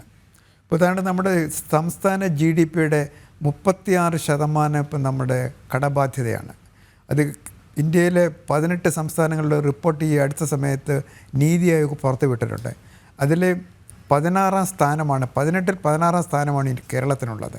അപ്പോൾ അങ്ങനെയുള്ള ഒരു കേരള സർക്കാർ വീണ്ടും നമ്മുടെ കടമെടുപ്പ് പരിധി 3.5% ഉയർത്തുക എന്ന് ആവശ്യപ്പെടാം. പക്ഷേ അത് ഗവൺമെൻറ് ഓഫ് ഇന്ത്യ അംഗീകരിക്കാനുള്ള സാധ്യത വളരെ കുറവാണ്. അതിന് പ്രധാന കാരണം നമ്മൾ കേരള ഗവൺമെൻറ്റിൻ്റെ തനത് വരുമാനത്തിൻ്റെ 92% ശമ്പളം, പെൻഷൻ, ഇൻട്രസ്റ്റിന് വേണ്ടി ചെലവഴിക്കുകയാണ്. ഒരു വർഷം കേരള ഗവൺമെൻറ് 28,000 കോടി രൂപയാണ് ഇൻട്രസ്റ്റിന് വേണ്ടി, പലിശ കൊടുക്കാൻ വേണ്ടി മാത്രം ചെലവഴിക്കുന്നത്. നമ്മുടെ ഒരു വർഷം എടുക്കുന്ന വായ്പ എന്ന് പറയുന്നത് 35,000 അല്ലെങ്കിൽ 36,000 കോടി രൂപയാണ്. അപ്പോൾ ഈ പലിശ കൊടുത്തു കഴിഞ്ഞാൽ ബാക്കി വരുന്നത് 5,000-ഓ 6,000 കോടി രൂപയാണ്. അപ്പോൾ അങ്ങനെ ഒരു കടക്കണിയിലേക്ക് പോകുന്ന ഒരു ഗവൺമെൻറ് ഈ വായ്പ കുറച്ചുകൊണ്ട് തനത് വരുമാനം വർദ്ധിപ്പിച്ചുകൊണ്ട് അവർ വികസന പ്രവർത്തനങ്ങൾ പണം കണ്ടെടുക്കുന്നതായിരിക്കും ഏറ്റവും നല്ലത്.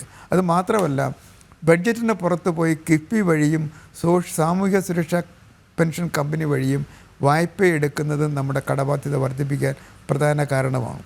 ഈ സാഹചര്യത്തിലാണ് കേരള ഗവൺമെൻറ് 24,000 കോടി രൂപയുടെ ഒരു സ്പെഷ്യൽ പാക്കേജുമായിട്ട് കേന്ദ്ര ഗവൺമെൻറ് സമീപിച്ചിട്ടുള്ളത്. അതിൽ വയനാടിന് വേണ്ടി 2,000 കോടി പറയുന്നുണ്ട്, വിഴിഞ്ഞത്തിന് വേണ്ടി 5,000 കോടി പറയുന്നുണ്ട്, അങ്ങനെ പല പല ഘടകങ്ങളും പറയുന്നുണ്ട്. അതിലേറ്റവും പ്രധാനപ്പെട്ട നമ്മൾ മനസ്സിലാക്കേണ്ടുന്നത്, കേരള ഗവൺമെൻറ് വിഴിഞ്ഞത്തിന് വേണ്ടി 5,000 കോടി ചോദിച്ചു. അതേപോലെ തന്നെ അവരുടെ ഗ്യാപ്പ് ഫണ്ട് വയബിലിറ്റിക്ക് വേണ്ടി ഏകദേശം 817 കോടി രൂപ കൊടുക്കണമെന്ന് പറഞ്ഞ് അതും വായ്പ എടുക്കാൻ അനുവദിക്കണമെന്ന് പറയുന്നു. നാഷണൽ ഹൈവേ ഭൂമി ഏറ്റെടുക്കുന്നതിന് വേണ്ടി 6,000 കോടി രൂപ ചിലവഴിച്ചു, അതും വായ്പയായിട്ട് പരിഗണിക്കണമെന്ന് പറയുന്നു. കേരള ഗവൺമെൻറ്റിനെ സംബന്ധിച്ചിടത്തോളം എല്ലാ ചെലവുകളും വായ്പയായിട്ട് പരിഹരിച്ച് അല്ലെങ്കിൽ പരിഗണിച്ച് കഴിഞ്ഞാൽ സമീപനത്തോട് കേന്ദ്ര സർക്കാർ എങ്ങനെയാണ് നാളെ പ്രതികരിക്കാൻ പോകുന്നത് എന്ന് നമുക്ക് കണ്ടറിയേണ്ടതുണ്ട്. ഈ ചർച്ച അതിന്റെ അവസാന ഘട്ടത്തിലേക്ക് പോകുമ്പോൾ അഡ്വക്കേറ്റ് ജയസൂര്യനിലേക്കാണ് പോകുന്നത്. അഡ്വക്കേറ്റ് ജയസൂര്യൻ, ഇപ്പോൾ RV രാജേഷ് ചൂണ്ടിക്കാണിച്ചതുപോലെ വയനാടിന് വേണ്ടി ഒന്നും കേന്ദ്ര സർക്കാർ ചെയ്തില്ല എന്നാണ് പറയുന്നത്. വളരെ കൃത്യമായി ചില കണക്കുകളൊക്കെ പാർലമെന്റിലടക്കം വന്നതാണ്. ഈ സ്പെഷ്യൽ പാക്കേജാണ് നാളെ 2000 കോടിയുടെ സ്പെഷ്യൽ പാക്കേജാണ് കേരളം അവിടെ സമർപ്പിച്ചിരിക്കുന്നത്. ഒപ്പം 24,000 കോടിയുടെ പ്രത്യേക സാമ്പത്തിക പാക്കേജ്. ഈ വായ്പകൾ എടുക്കുന്നതിൽ ഉദാരമായ സമീപനം വേണമെന്നതാണ് സംസ്ഥാനത്തിൻ്റെ ഏറ്റവും പരമപ്രധാനമായ ആവശ്യം. എങ്ങനെ കാണാം ഇക്കാര്യങ്ങളെ? ഇക്കാര്യത്തിൽ കേരളം ഭരിക്കുന്നത് ഇന്ത്യ മുന്നണിയാണ് എന്ന് നമുക്കറിയാം. അതായത് കേരളത്തില് പ്രതിപക്ഷം എന്ന് പറയാൻ ഒരു MLA പോലും ഇല്ലാതെ കോൺഗ്രസും CPM-ഉം ഒരുപോലെ ഭരിക്കുന്ന, ഒരുപോലെ നിൽക്കുന്ന ഇന്ത്യ മുന്നണിയാണ് കേരളം ഭരിക്കുന്നത്. എന്നിട്ട് പോലും കേരളത്തിലെ 29 MP-മാരെ ഒന്നിച്ച് വിളിച്ചു കൂട്ടിയിട്ട് ബഡ്ജറ്റ് വരികയാണ്, ബഡ്ജറ്റിന് വേണ്ടി നമ്മൾ എന്ത് നിർദ്ദേശമാണ് കൊടുക്കേണ്ടത്, കേരളത്തിന് എന്താണ് വേണ്ടത് എന്നുള്ള ഒരു കൂടിയാലോചന നടത്താൻ ഇവിടുത്തെ LDF ഗവൺമെന്റ് തയ്യാറായില്ല. എന്ന് മാത്രമല്ല, അങ്ങനെ ഒരു കൂടിയാലോചന വേണമെന്നും ഇവിടുത്തെ 29 MP-മാരും അതിൽ BJP ഉണ്ട്, CPM ഉണ്ട്, കോൺഗ്രസ് ഉണ്ട്, ലീഗ് ഉണ്ട്, കേരള കോൺഗ്രസ് ഉണ്ട്, ഇവരെല്ലാരും കൂടെ ഒന്നിച്ചിരുന്നിട്ട് കേരളത്തിന് വേണ്ടി ഒരു നിർദ്ദേശം മുന്നോട്ട് വെക്കണമെന്ന് പോലും സംസ്ഥാന ഗവൺമെന്റിന് ആഗ്രഹവും ഉണ്ടായില്ല. അങ്ങനെ ഒരു സംഭവം ഉണ്ടായില്ല. പ്രതിപക്ഷം അതൊട്ട് ആവശ്യപ്പെട്ടിട്ടുമില്ല. അപ്പോൾ കേരളത്തിന്റെ നിലപാട് എന്താണെന്ന് വ്യക്തമല്ലേ? മറ്റൊന്ന്, ഈ യാഥാർത്ഥ്യത്തെ മൂടി വെച്ചുകൊണ്ടുള്ള കള്ളപ്രചരണങ്ങളാണ് കേരളത്തിന്റെ രാഷ്ട്രീയം. ഇത് കേരളത്തിൽ ഒരു കാലത്തും രക്ഷപ്പെടുകയില്ല. കാരണം ഞാൻ ഒറ്റ ഉദാഹരണം പറയാം. വയനാട്ടിൽ വന്ന ഹെലികോപ്റ്ററുകൾക്ക് കേന്ദ്രം പണം ചോദിച്ചു എന്നുള്ള കള്ളപ്രചരണം. കേന്ദ്രം ബില്ല് കൊടുക്കും, ആ ബില്ലിന് എത്ര തുകയാണോ അടയ്ക്കേണ്ടത് ആ പൈസയും കേന്ദ്രം കൊടുക്കും. ഇത് രണ്ടും കേന്ദ്രം കൊടുക്കും. എന്തിനാ? അക്കൗണ്ട് ശരിയാക്കാൻ വേണ്ടിയിട്ടാണ്. ഇത് ഭരണത്തിലിരിക്കുന്നവർക്ക് അറിയാൻ വയ്യാഞ്ഞിട്ടല്ല, ജനങ്ങളുടെ കണ്ണിൽ പൊടിയിടാൻ വേണ്ടി കേന്ദ്രം കൊണ്ടുവന്ന ഹെലികോപ്റ്റർ കേരളത്തോട് പൈസ ചോദിച്ചു. കേരളത്തോടല്ല പൈസ ചോദിച്ചത്, അത് ആ പൈസയും ബില്ലും കൊടുക്കുന്നത് കേന്ദ്രമാണ്. അത് അക്കൗണ്ട് എഴുതി അങ്ങ് മാറ്റുന്നതിന് വേണ്ടി മാത്രമാണ് ഈ കാര്യങ്ങളുടെ അഡ്ജസ്റ്റ്മെന്റ്. ഇത് ജനങ്ങൾക്കറിയില്ല. ഉടനെ ഇതാണ് പറയുന്നത്, കേന്ദ്രം ഹെലികോപ്റ്ററിന് പൈസ ചോദിച്ചു. ഇതുപോലെയുള്ള നിസാരമായ ബാലിശമായ 100% കള്ളം ജനങ്ങളുടെ തലയിൽ അടിച്ചേൽപ്പിച്ചുകൊണ്ട് ജനങ്ങളെ വൈകാരികമായി കയ്യിലെടുക്കുന്നതിന് പകരം ആ വയനാട് പാക്കേജിന് വേണ്ടി കൃത്യമായിട്ടുള്ള കണക്ക് ഹാജരാക്കിയാൽ അപ്പോൾ പണം കൊടുക്കാമെന്ന് കേന്ദ്രം പറഞ്ഞപ്പോ എന്ത് കണക്കാ ഹാജരാക്കിയത്? ഒരു ശവശരീരം കുഴിച്ചിടാൻ വേണ്ടി 70,000 രൂപ. 70,000. അതുപോലെ ബെയിലി പാലത്തിന്റെ കീഴെ കല്ല് വിരിച്ചതിന് 1 കോടി രൂപ. ഇങ്ങനെയൊക്കെ എഴുതിക്കൊണ്ട് കൊടുത്താൽ പൊട്ടന്മാരാണോ കേന്ദ്രത്തിലിരിക്കുന്നത്? അങ്ങനെയുള്ള പൊട്ടന്മാരൊന്നും അല്ല. അതുകൊണ്ട് അതൊന്നും നടക്കില്ല. ആത്മാർത്ഥമായ രീതിയിൽ എന്താണ് വേണ്ടത് എന്നുള്ളത് യൂട്ടിലൈസേഷൻ സർട്ടിഫിക്കറ്റിന്റെ അടിസ്ഥാനത്തിൽ ഇവിടെ കിട്ടിയ ആനുകൂല്യങ്ങൾ എങ്ങനെ ചെലവഴിച്ചു എന്നതിന്റെ തെളിവ് സഹിതം ആവശ്യപ്പെട്ടാൽ പണം ഒരു പ്രശ്നമല്ല എന്ന് പ്രധാനമന്ത്രി നേരിട്ട് വന്ന് പറഞ്ഞിട്ടുണ്ട്. പക്ഷേ അവിടെയും കൊള്ളയടിക്കാൻ വേണ്ടിയുള്ള നീക്കമാണ് നടക്കുന്നതെങ്കിൽ ആ കൊള്ള കേന്ദ്രം അനുവദിക്കില്ല. അപ്പൊ കേരളത്തോടും ഇവിടുത്തെ ജനകോടികളോടും ആത്മാർത്ഥമായിട്ടുള്ള സഹാനുഭൂതി ഉണ്ടെങ്കിൽ, ആത്മാർത്ഥതയുണ്ടെങ്കിൽ, സത്യസന്ധമായിട്ടുള്ള കണക്കുകൾ വെച്ചുകൊണ്ട് കേന്ദ്രത്തോട് സംസാരിക്കുവാൻ കേരളം തയ്യാറാവുകയാണ് വേണ്ടത്. കിഫ്ബിയെ തൊടാൻ പറ്റില്ല, അതുപോലെ പെൻഷൻ ഫണ്ടിനെ തൊടാൻ പാടില്ല എന്ന് പറഞ്ഞിട്ട് ഈ രാജ്യത്തിന്റെ സമ്പത്ത് കൊള്ളയടിക്കാൻ വേണ്ടി ഒരു ഭരണകൂടം നിന്നാൽ ആ ഭരണകൂടത്തിന്റെ കയ്യിലോട്ട് എങ്ങനെ പണം കൊടുക്കാൻ പറ്റും? ജനങ്ങൾ മറുപടി പറയേണ്ട കാര്യം ഇതാണ്. അപ്പോൾ അതുകൊണ്ട് കേരളത്തിന് എന്തെങ്കിലും ദോഷം സംഭവിക്കുന്നുണ്ട് എങ്കിൽ അത് ഇവിടുത്തെ ഭരണ പ്രതിപക്ഷങ്ങൾ കൃത്യമായ അതിന്റെ ചുമതല ഏറ്റെടുക്കണം. പ്രതിപക്ഷം എന്താണ് ചെയ്യേണ്ടത്? ഭരണപക്ഷത്തെ തിരുത്തുകയാണ് ചെയ്യേണ്ടത്. ഇവിടെ പ്രതിപക്ഷം ഭരണപക്ഷത്തിന് പിന്തുണ കൊടുക്കുകയാണ് ചെയ്യുന്നത്. കാരണം അവർ ഒറ്റ മുന്നണിയിലെ ഘടകകക്ഷികളായി പോയി. അതുകൊണ്ട് കേരളത്തിൽ ഒന്നും നഷ്ടപ്പെടാൻ പോകുന്നില്ല. കേന്ദ്രം ഭരിക്കുന്ന ഗവൺമെന്റ് സംസ്ഥാനത്തിന്റെ ഭരണമോ സംസ്ഥാനത്തിന്റെ രാഷ്ട്രീയമോ നോക്കി അല്ല പിന്തുണ കൊടുക്കുന്നത്. നാളത്തെ ബജറ്റിലെ പ്രതീക്ഷകൾ എന്തെല്ലാം എന്താണ് നമ്മൾ ഈ 1 മണിക്കൂർ ചർച്ച ചെയ്തത്. ഈ ചർച്ചയിൽ പങ്കെടുത്ത എല്ലാ അതിഥികൾക്കും വളരെയധികം നന്ദി. ഒപ്പം പ്രേക്ഷകർക്കും. Special debate